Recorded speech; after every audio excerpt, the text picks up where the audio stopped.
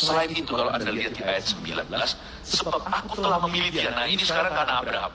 Kalau tadi itu karena Israel, itu berkat korporat. Tapi orang ini kena ciprat.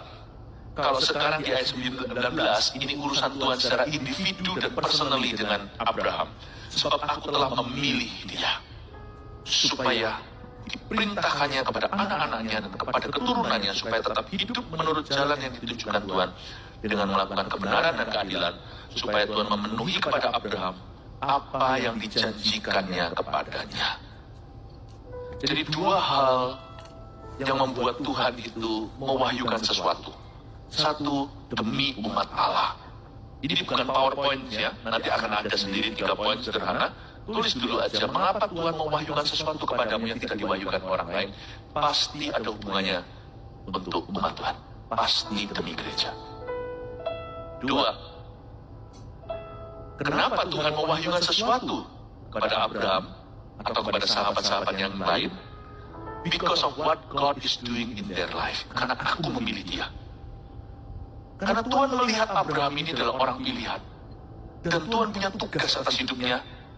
Bukan soal Israel aja. Tuhan merasa tidak adil jika tidak mewahyukan ini kepadanya. Dalam naluri keadilan Allah, Allah merasa bahwa ini harus dia cerita kepada sahabatnya. Karena Tuhan sedang mengerjakan sesuatu di dalam dirinya. Masa gini gak ada cerita perkara sebesar ini? Paham maksud saya, Bapak Ibu Saudara? Nah, pertanyaannya sekarang, is God doing anything in your life?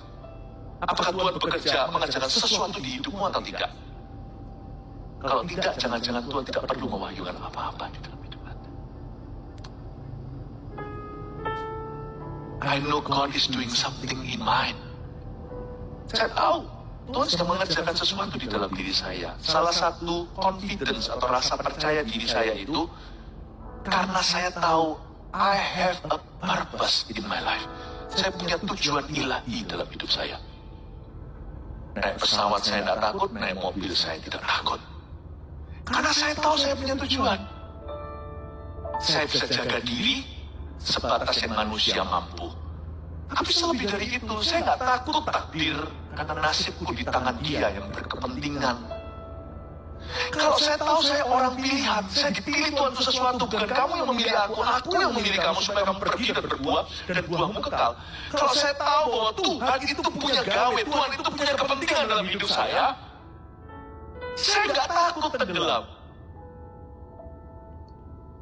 Ini GR yang baik sih, ini bukan kesombongan.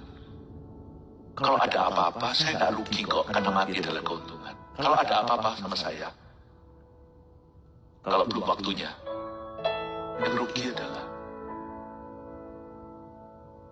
bukan saya. Karena saya ketemu Tuhan tidak rugi apa-apa. Tapi Tuhan ketemu tidak orang seperti kita. Tidak traumannya. Kalau Anda punya kesaksian seperti itu, Anda tidak akan takut hadapi apapun juga. You will not be afraid. A sense of purpose.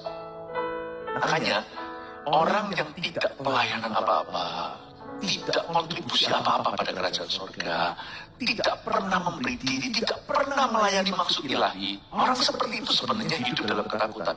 Karena Anda tidak tahu, Anda bisa asuransi kanan kiri, lakukan ini itu, taruh semua hartamu di lumbungmu, di dalam hatimu tetap ada satu fear, rasa takut. But anything can happen to you, and God will not help you. Apapun bisa terjadi denganmu, Tuhan akan menolongmu. Mungkin uang bisa menolongmu sebentar. Mungkin koneksi Anda bisa, kepandaian Anda, tapi sebentar. Ada sebuah ketakutan. Dan sahabat Tuhan punya divine assurance, bukan asuransi. Divine assurance itu artinya kepastian ilahi. Bahwa I have a purpose in my life. Aku punya tujuan.